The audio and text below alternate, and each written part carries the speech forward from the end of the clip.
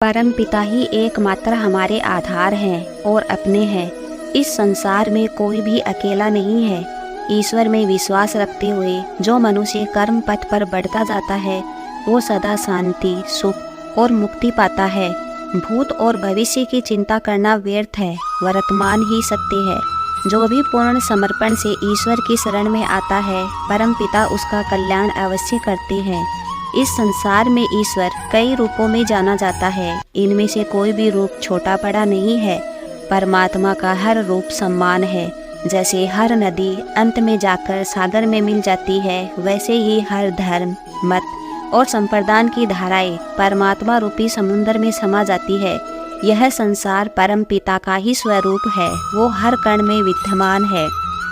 इस संसार में जितनी भी चीजें सांसारिक सुख की श्रेणी में आती है, उनकी एक शुरुआत और अंत जरूर होता है। इन सांसारिक सुखों का अंत दुख, कष्ट और दुर्गति के रूप में होता है। इच्छाओं का अंत नहीं है। एक पूरी होती है तो दूसरी इच्छा जन्म ले लेती है। हर इच्छा से प्रेरित होकर कर्म करना गलत है, क्योंकि ऐसा तो अनुचित कार्य भी होंगे। इच्छाओं से विचलित न हो, उन्हें एक विरक्त दर्शक के रूप में देखे और वो चली जाएगी। अधिक शक करने वाला कभी खुश नहीं रह सकता।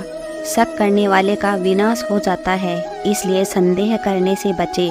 अधिक संदेह करने से मन की शांति भंग हो जाती है और व्यक्ति भ्रमित होकर अपने संबंधों को नष्ट कर डालता है।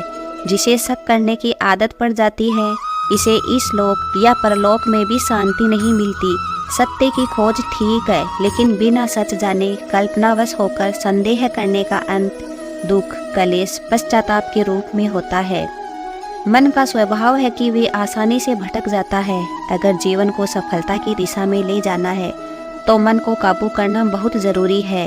बार बार प्रयास करने से धीरे धीरे चंचल मन को वश में किया जा सकता है। मन को वश में करने से दिमाग की शक्ति केंद्रित होती है, जिससे कार्यों में सफलता मिलने लगती है। अगर मन को वश में नहीं करोगे तो ये आपका सबसे बड़ा शत्रु बन जाएगा।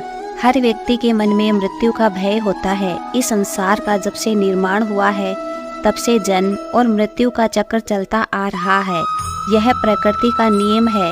इस सत्य को स्वीकार करके भयमुक्त होकर आज में जीना चाहिए। किसी को भी आने वाले पल के बारे में कुछ नहीं पता होता, लेकिन इस संशय में भयभीत रहने से जीवन नहीं जिया जा सकता।